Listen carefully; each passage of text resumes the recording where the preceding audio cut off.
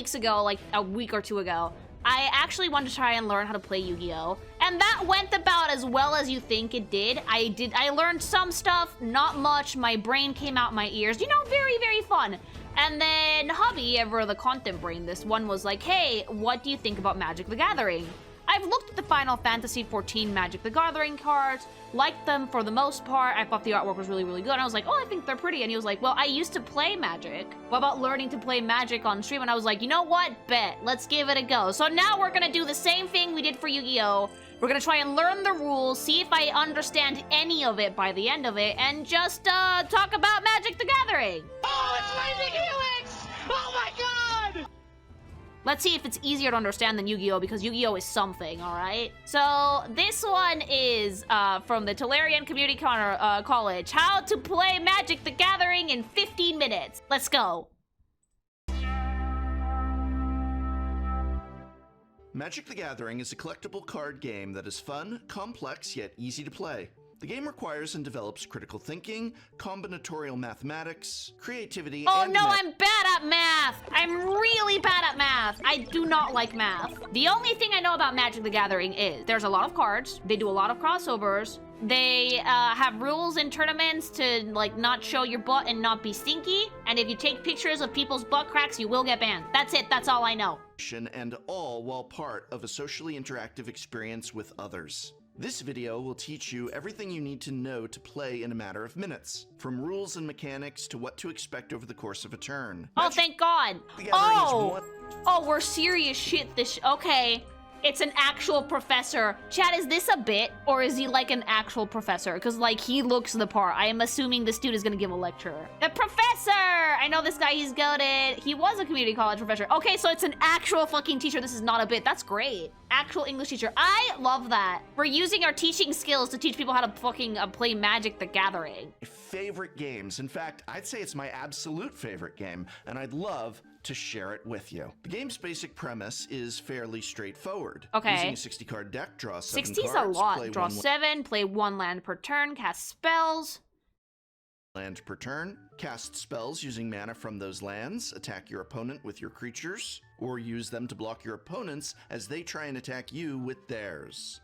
So it's basically a beat each other up Magic game. Yes, very knowledge. I'm guessing lands is like those cards like V-Card has that are like places, but like in Magic you use them to get magic, and then you can do stuff with that. Okay. While that might seem simple, there are currently more than 20,000 unique Magic cards. Ah! What? No. No. What do you mean? Oh, this is the second time I get filtered. Like, how many times am I gonna get filtered? Excluding the one that, like, is because I've never played any card game before ever. That's so many cards! 20,000 is too many. But, like, Emmett Selk is in here, so, To which hundreds are added each year, all of which ensures no two games will ever truly be the same. How does anybody win, then, Prof? Like, teach. How does anybody win a Magic game if the decks can be that varied? Like, I'm calling bullshit because I know people who play games in every walk of life. Like, I've seen how people play Pokemon competitive. Everybody's using the same fucking 3 decks. Like, everybody's using the same 3 decks. You cannot tell me otherwise. Is it the same with Magic? Untrue. Ooh, you guys are gonna have to prove that to me. TCG, a trading card game, and trading cards with friends is one of the more fun ways to build your collection. I mean, that Many sounds Magic the super Gathering nice in players theory, start right? with That's some what you booster should packs do. or starter decks. Okay, like, my fucking brain was like, I always forget the T in trading card game. You should trade cards with people. It's nice having multiple decks, some decks to use with friends and some decks to use on strangers. Oh, so like you pick them out like weapons. Or even a deck builder's toolkit, and slowly build their decks from there. In order to play a game of Magic, you'll need a 60-card deck. At its most basic level, a deck is made up of lands and spells. Spells are what you cast to play the game, and lands are the spells are like the monsters, right? So like, you're like, I put down Cave of the Crystal Meth, and that's like your land, right? And then I play Imp of the Crystal Meth, who draws his magic from the Crystal Meth, and then that's it, that's the game? Yes. Oh my you draw god! power from to cast your spells. The basic template is that you play 24 lands in a 60-card deck. Of course, so you this have number to like can vary build your depending on lands how the based deck is on what you want but to use. generally speaking, 24 lands should be I fine. want that card now. Spells you include in a Magic deck are all of the cards that have a mana cost. These can be creatures, artifacts, enchantments, instants, sorceries, and even the iconic planeswalkers that you may recognize from Magic's story. Creatures are the bread and butter of your decks. Did you have to put a spider on there, my guy? Abilities. Did you have to like make it so Burple has to fucking click off immediately? There we go. Click off immediately. Why a spider, Teach? Enchantments augment your board's state and can offer bonuses and buffs to the cards you have in play. Instants and sorceries are powerful one-time effects. Dude, that's like the best LSD trip of your life. That guy is fucking tasting sound. It's like a progressive rock album cover. I sacrifice my Imp of the Crystal Meth to summon Walter White. Yeah! Like, and then you get mana from the Crystal Meth, and then eventually you summon Walter White, and he's like the Exodia of the Crystal Meth land. Like, you have like the 4 parts of Walter White, and then boom, Breaking Bad, you win the game. His effect is that he cooks. Creatures or drawing cards. As you can see in the corner of a card, mana costs tell you how much mana you need to pay for the card. The different colors of mana in Magic represent the power you can draw from the Wait, is this what the colors you guys were telling me about earlier? That you guys were like, oh my god, the colors! And I was like, go to Shiori, where? Basic land types. Plains generate white mana, islands blue, swamps black, mountains red, and finally forests produce green mana. Naturally, if you... Which one's the most annoying one to play? Blue, it said blue, it's that one. It messes with other people's plans so much. Then you play blue always. Counter. Oh, okay. To build a deck with red and white cards, you'll need lands that can produce red and white mana. So plenty of plains and mountains. As you explore new cards, you may discover lands that can generate more than one color of mana, which are very useful when building a deck with more than one color What kind of mana does, like, Emmett Silk make? Obviously, it's black. Cost of a spell will generally have either a generic cost, represented by a number in a gray circle, a blue-black. Oh, he's annoying and dangerous. Symbol, or, more commonly, a mixture of the two. This shock costs 1 red mana to cast. We can pay for it by tapping a mountain to generate 1 red mana. You tap it, you turn it. To tap. Today, Junior? But you just go and you turn it around. Blue can and will erase your deck. I'm gonna build an Emmett Silk deck. 1 generic mana to cast. This means we can tap and pay for this with any color of mana, whether that be a red mana from a mountain or even a green mana from a forest. Falconer Adept costs 3 generic and 1 white mana. This means that at the very least you have to pay 1 white mana in order to play the spell. The rest of the mana can be any kind you like. So generic is like it doesn't fucking matter. Does that mean that like you have to like, okay, so can you stack the mana or do you need 3 separate land cards for that? Is each land a point?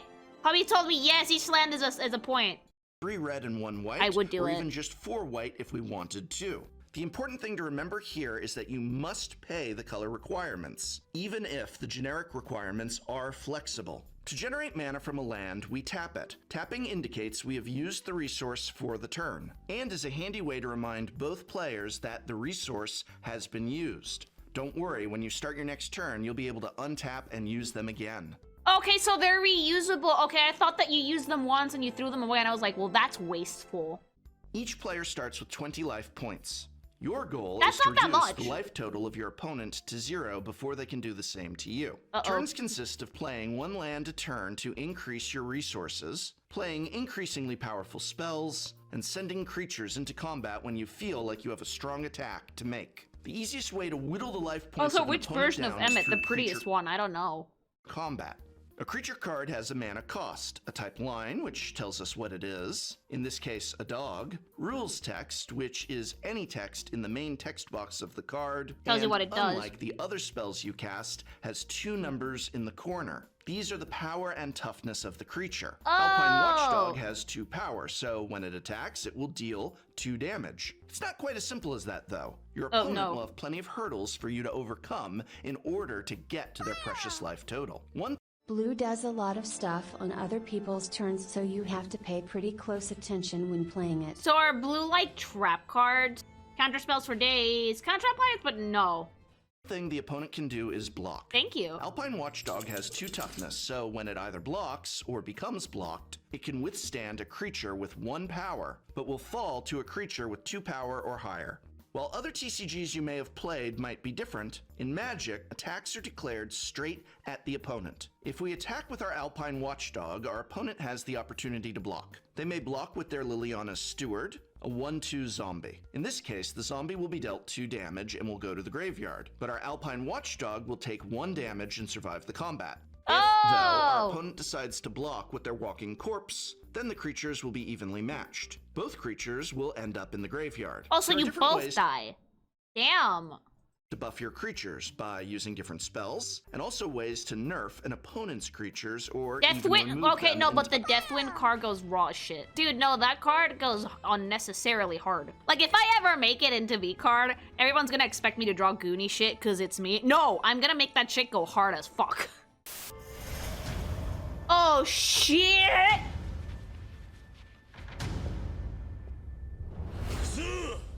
That's rad! You know what else is rad? Gamer subs! Do you want energy? Do you want to be able to fight 20 people as one man? May I recommend trying out Gamer subs? Yeah, fucking energy for days, baby! Laser focus, dodge, dodge, and you will exude pink fire if you get too excited. And it's pink because he used fucking code KinkyMation at checkout. 10% off, remember that. Ton of energy. And if you don't want energy because caffeine is spooky scary, they got you, baby boo. Caffeine-free flavors, sugar-free. Become a man. Be like a dragon. Be like Kiryu. Boom. Chill over.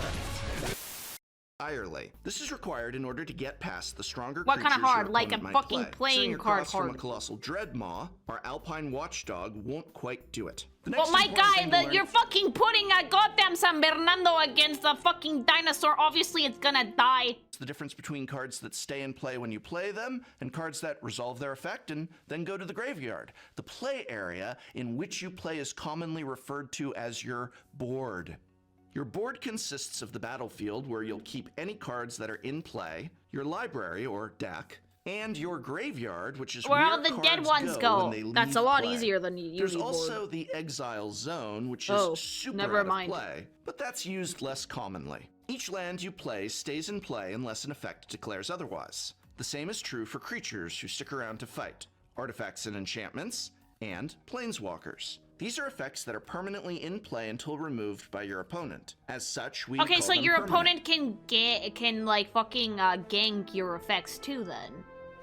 So like, is it like Yu-Gi-Oh where you can end a game in 15 seconds? Kinda. Older formats, yes. It's possible, but much less frequent than Yu-Gi-Oh. Not usually. Okay, so it's a little bit less bullshit go. The thing with Yu-Gi-Oh is that there's no cost to using cards, so you can use cards to get more cards, and keep playing forever. And with Magic, you have the mana thing, otherwise it doesn't work. Lands keep the gameplay slowed. Okay, it takes time to build up win conditions. Alright. Okay, that's easier to understand. That leaves 2 other categories of spell: instants and sorceries. These spells represent the impressive feats and arcane magics you might employ to help you achieve victory. And once their effect is resolved, they are discarded into the graveyard. Thankfully, it's fairly straightforward to remember which spells are permanent. Oh, let me guess. Amarad is a blue card. It has to be a blue card. That bitch is underwater. You're not. The clue is in the name. An enchantment is a lingering effect, while an instant is, well, gone in an instant. So you've got a deck of 60 cards, you've got your 24 lands. Okay, now I'm starting to understand why the decks in Magic are bigger than the ones in Yu-Gi-Oh! Because Yu-Gi-Oh! It's like 40, because you need all the lands. 36 spells of varying cost. You have your goal. Get the opponent to 0 life points. How do we play?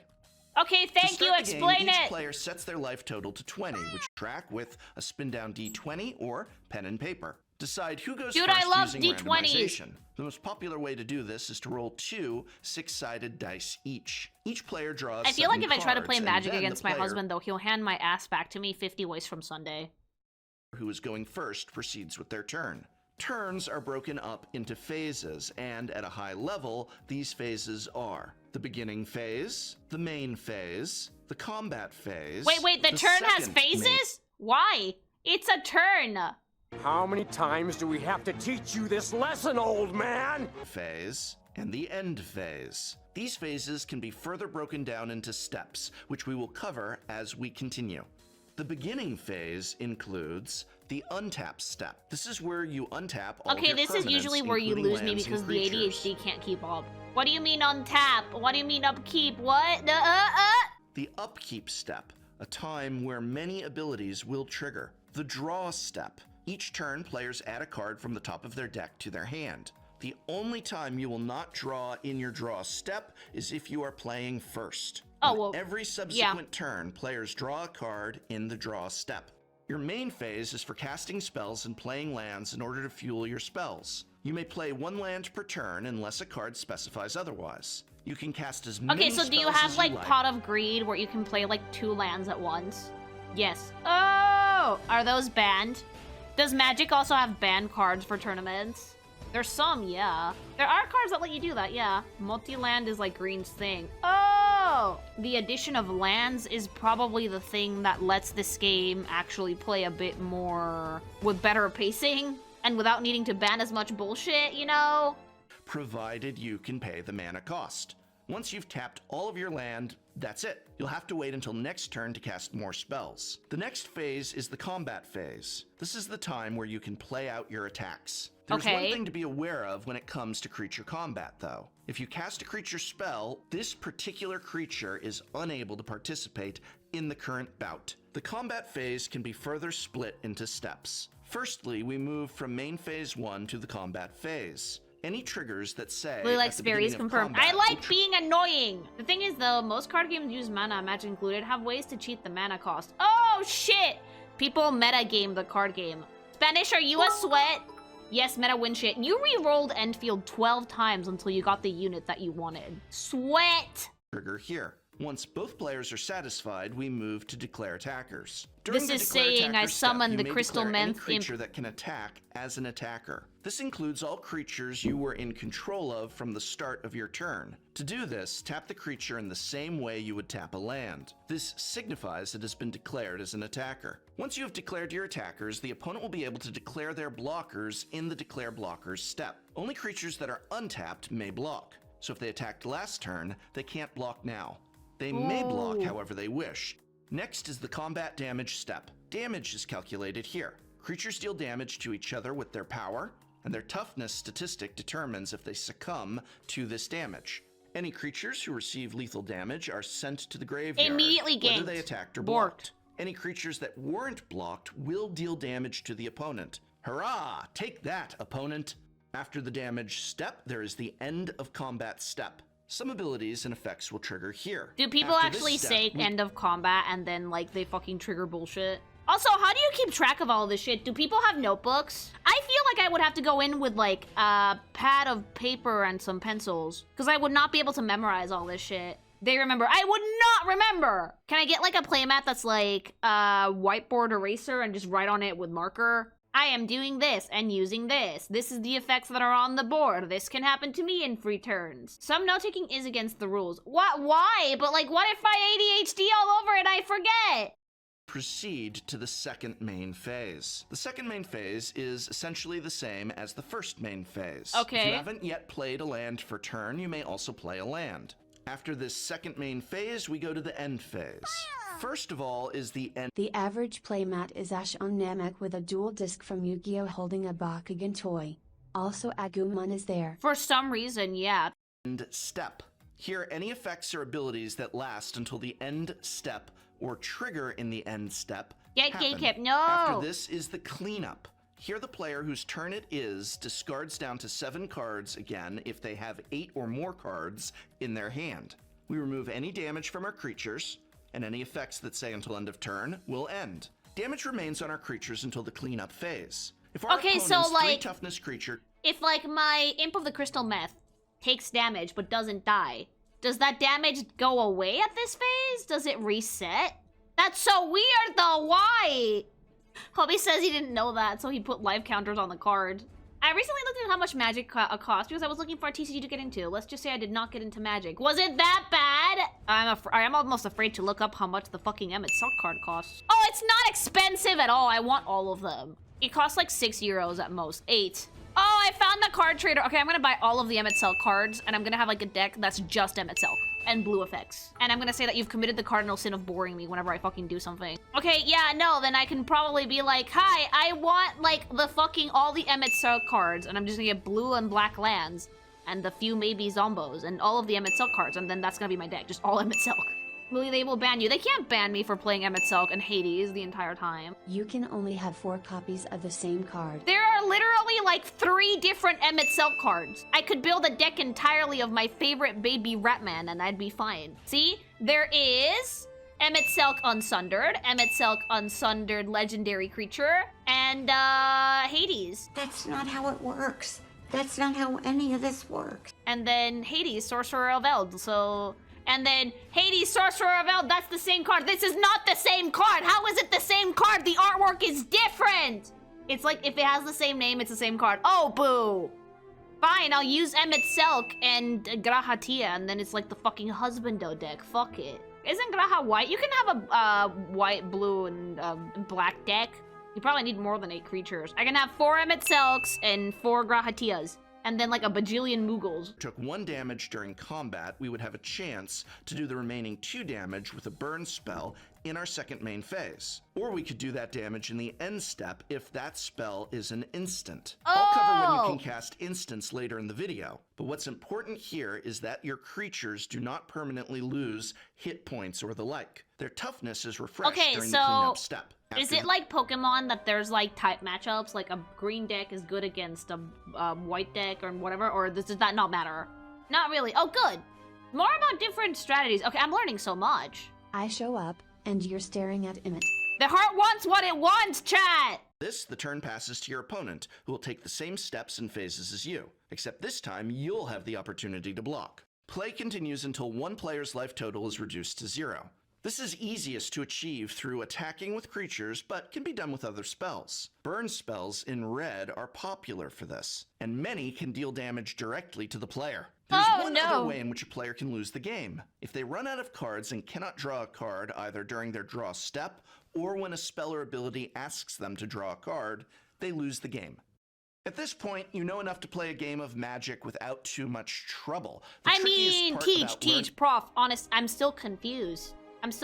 Magic the Gathering Father. But, like, I guess a little less. All I need to know is how many Emmett Silks can I stuff in a deck without people getting mad at me? I'm gonna be like that bitch that's like, I play Pot of Greed and draw 2 cards, and then play Pot of Greed again and draw 2 more cards, but with Emmett Silk. The basics of Magic, though, is priority and the stack. Oh god, the Dad! stack is an elegant solution to the idea that players may respond to spells and abilities with their own spells and abilities. Unlike some other card games, an opponent may make a play during your turn, and vice versa. Yeah, you can do this in Yu-Gi-Oh! Exactly when you can make a play, you need to use the knowledge you've gained so far. First off, when you cast a spell, it will go on the stack. The stack is an imaginary pile of cards that a card will enter before it resolves. This is where counter magic comes in. If you're playing blue, this is where you can counter a spell. Oh! This is where I would start being annoying. Cancel it! Boom, cancel. Spell is on the stack. Players may respond by casting any spell that is either an instant or has the keyword flash. This will place their spell on top of the stack. Players may respond in turn, passing priority between each other. I would become the most annoying person to play against. I would become the most annoying person to play against. So, you can buy cards like just a singles, right? What's stopping someone from building an Omni Omega deck? Like, if you don't have to fucking, like, screw the rules, I have money, like, if you don't have to fucking open packs like a degenerate, like, what's stopping someone from building the deck? Money? But, like, what if I Seto Kaiba that bullshit? Nothing but, like, actual skill at the game. Yeah, like, what if you're really good at it, but you also, like, Seto Kaiba it? Because, like, Kaiba's not bad at the game. Well, he only summons, like, blue-eyed white dragon. Someone else will also Kaiba the shield. What's making it so fucking Magic isn't a fucking pay-to-win game? That's what Magic tournaments are. People with money and the same decks. Oh! Meta. Okay. to see if they want to cast more spells to add to the stack. Once priority has been passed to the opponent and they do not declare a new spell, they will return priority to you, and the first spell Lily, on the stack Black will Lotus resolve. at one point was worth $70,000. What? Well, you don't need a fucking 70k card to win a game, do you? That's just because of rarity, right? It's just because it's rare, right? That card is banned. If a card costs more than like $5, I would ban it immediately. No, I need to look up this card now. 30,000 euros. 54,000 euros. Ugh! What the fuck? Why? Okay, add 3 mana to any single color of your choice to your mana pool, then discard. Tapping this artifact can be played as an interrupt. Okay, I can see why this is OP. If you can add mana of any color. 3? Yeah, no wonder it's banned. In American? 169,000 euros. That's like $180,000. Black Lotus is the pot of greed of Black magic. Lotus has been banned since it was made. Oh. Even its nerfed versions of it are banned. Then why make a card like that at all if it's unplayable? Look, it's the first edition foil Charizard of MTG. It's the big collector's card. Yeah, no shit. Spells on the stack will resolve in reverse order. So if we're in the combat phase and an opponent targets my Alpine Watchdog with a shock in order to deal 2 damage, I might get scared and decide, hey, I'd rather you didn't remove my dog. In this case, while the shock is on the stack targeting the Alpine Watchdog, I can cast another Black Lotus was made in the very early days of Magic where the text were wacky AF and is part of the Power 9 and will never be reprinted. Oh, that's why it's so expensive then, because they're never going to reprint it again. Okay, that makes sense. spell in order to protect them. So I can cast Invigorating Surge for 2 and a green to put a +1/+1 counter on my dog, and then double the counters, making them a 4/4. The dog then survives the 2 damage as the stack resolves with the last spell cast as the first to resolve. I couldn't, however, cast Basri's Solidarity to put a +1/+1 counter on each of my creatures. This spell is a sorcery and can only be cast at sorcery speed during my main so like phase. you can only do random bullshit go if there's flash keyword on top of it. Or if it's an instant, like instant microwave, instant fucking double key card, go away after you fucking chew on it. Going back to our example, if an opponent wanted to fire off another shock in response what to an my asshole! Invigorating Surge, that spell would resolve first. My Alpine Watchdog would die, and the remaining spells in the stack would attempt to resolve. If they have no effect now that the creature is gone, they simply fizzle, meaning they have no effect and are discarded. As you learn to play... You fucking wasted! Ew! So like someone can do some bullshit and then I can like whip out a fucking Emmett Silk card and go, no, and then fucking like an instant Ratman Daddy spell and then it cancels everything and they have to put those cards in the graveyard. Oh, there's so many opportunities for comedy in Magic the Gathering. I would say the red player lost out though since they have to spend 2 shocks for 1 dog. Yeah, they fucking came out fucking snoozing. Magic, you'll learn a lot of Magic is played at instant speed and at the last possible moment. This is one of the most enjoyable parts of the game, and can provide fun and intriguing gameplay. You say enjoyable, but that sounds like the rage baiting side of Magic the Gathering. Oh, yes. That sounds like rage baiting. Rage baiting is fun. That's why Mario Party is hilarious. I could never play Mario Party against anybody. I think well, with my husband I could, but we would not play against each other. We would play with each other because we love each other. Players bluff and try to one-up each other. So when can so you it's cast like an extra instant? nerdy Well, Magic whenever priority is poker. passed to you. And when is priority passed to you? Well, priority is passed whenever a player wants to move to another step or phase, or when they add a spell or ability to the stack. Well, it's pretty straightforward to understand what creatures and other permanents like artifacts and enchantments do. Planeswalkers are a rarer permanent and one that has special rules. Oh, aren't we Planeswalkers are the Planeswalkers? heroes of the multiverse, and they have abilities which can be activated once per turn during your main phase, anytime you'd cast a spell that isn't an instant. These are powerful effects, and the cost to use them is modifying the starting loyalty points that the Planeswalker entered the battlefield with. Ha! Liliana, Waker of the Dead, comes into play with 4 me. loyalty. Her +1 will add a point, and if you wish to use her -3 ability, you will subtract 3 loyalty points. You may only subtract the loyalty points they have. You may not activate the -3 if they only have 2 loyalty, for instance. When a Planeswalker has 0 points, they leave the battlefield and go to the graveyard. In this instance, their debt to you is paid and they owe you nothing else. There And is then they one leave. other way to remove loyalty points, though. A repeatable ability every turn is powerful. And so when you declare your attackers, you may declare your attackers at the planeswalker instead of the player. Attacks Dog, why are you eating the carpet? Don't do that. Ew. and blocks happen as normal, and if the creature does get through and deal damage, the planeswalker loses loyalty in the same way the opponent would lose life. It's as simple as that. So there's You're now not that armed many with of enough- them, I'm guessing. Planewalkers must be rare cards. Does the loyalty regenerate? Or does it just, like, go away when you're done, or what? Loyalty is, like, life total. There's, like, a plus loyal ability. You have to use the plus effect for more loyalty. Oh! Knowledge to play a game of Magic. There are countless rules and abilities on creatures, though, and learning them all can take time. Don't It's put important up to get a grasp on them, spider! though, because they'll be how you win your games. Here's some of the most common ones you'll see. Haste. Creatures with haste can be played during your main phase and then immediately declared as attacker during combat. They do not A have gremlin. summoning Oh my god, my sickness. dog! Flying. Creatures with flying can only be blocked by creatures with flying or reach. Reach. Creatures with reach can block flying creatures. Death touch. A creature with death touch will always deal lethal damage to an opposing creature. Oh, by I dealing want only that. I want to put Death Touch and fucking blue and Demet Selk in my deck. Like, it's like the cheese touch. If it touches you, you die. If you die in the game, you die in real life. You can put Death Touch to Emmet. Oh! It's like, he just says, I'm bored, and touches you in the forehead, and you die immediately. 1 damage, even if that creature's toughness is high enough to otherwise survive. First strike. A creature with first strike will deal its damage in an additional combat damage step that happens before combat damage. A 2/2 creature with first strike then would deal lethal damage to another 2/2 creature without, and this creature would die from lethal damage before it can deal damage back. Trample. A creature with trample can trample over blocking creatures. A colossal dreadmaw with 6 doesn't power give a can deal shit. the remaining damage past lethal damage directly to the opponent.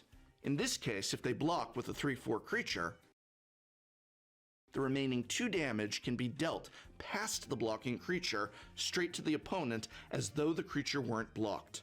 Menace. A creature with menace can Oh, it's a black thing! Yeah, no, it's a black card. No, fuck yeah, I want a black and blue deck. Oh, fuck yeah. Can I be like a Menace Society? This creature can't be blocked except by 2 or more creatures. Oh, so I'm making you waste time and energy if I play this thing. Fuck yeah. only be blocked by 2 or more creatures, and never be blocked by only 1. Vigilance. A creature with vigilance does not need to be tapped in order to be declared attacking. Aw. This means, if it survives, it will be able to block during your opponent's turn. Lifelink. A creature with lifelink will gain you life Of equal course. to the damage it deals. Me. Give me that shit. Indestructible. Gimme. A creature that is indestructible can never receive lethal damage, not even from death touch creatures. Oh, how is that shit not banned? How is that shit not banned? What do you mean it can't die? Oh, it is. It's a very rare mechanic. It can die in other ways. Costs like $1 billion, though. Oh, that's expensive, yeah. No, yeah, that's 8 whole points. It can be exiled, though. Exile is a thing. Okay. Any effects that destroy a creature will not work. Hexproof. A creature with hex. Oh, I want to use those. Yeah, no, blue. Give me that shit. Oh, dude, there's so many ways to be annoying. There's so many ways to, like, be like, no, you in Magic the Gathering. I love that. Ah! Creatures can do so much more, and as you expand your knowledge and collection, you'll come across creatures that can destroy other creatures when they come into Like, play. how, Creatures that can untap your how lands, much and rage even bait can I do? creatures that can grow and get bigger as the game progresses. I hope very much this video has been of some help to you. Where It do you has, start? Prof. What do you buy? Thank What's your you. first event going to look like? I have videos on all of these topics and more. What products to protect your precious cards are Prof, you're so also helpful. available. Thank you. Check out the links here and in this video's description to continue your Magic the Gathering journey. Blue players are And, rats, Lily. Oh my hit god, subscribe. perfect. I like this video. Like, I'm still a little confused at, like, the finer aspects of it, but I feel like I could get how the game more or less works now. Like, closing thoughts, this is easier to understand than Yu-Gi-Oh! I'm sorry, it is. Like, this has very clear-cut things, what you can do and when you can do it, how this fucking works. There's less random bullshit go. Like, the lands even out the playing field significantly, but like, there's still like a decent amount of dipshittery that you can do to like rage bait your opponent. I like the colors, like the types of like effects and creatures were pretty easy to understand. Like, I feel like Magic is a game that I could get into. I want to say that it feels like there's more consistency with the gameplay for Magic the Gathering than with Yu-Gi-Oh! Like, despite being a much older card game, I feel like it's way less feature creep, way less power creep than Yu-Gi-Oh! If you like me trying to learn how to play Magic, like, comment, subscribe. Tell me what deck do you play, if any? How long have you been playing for? Are you an ancient Magic player? Have you been around for like 30 plus years? Are you new? Do you think that it's easy to get into the space now, or is it borderline impossible unless I buy singles? Like, tell me your thoughts. Fight your demons in the comments. You guys know I'd like to hear it. And remember that these videos are brought to you by Gamer Subs. Remember, use code KeyMation at checkout for 10% off your entire order. And yes, you can use the code more than once.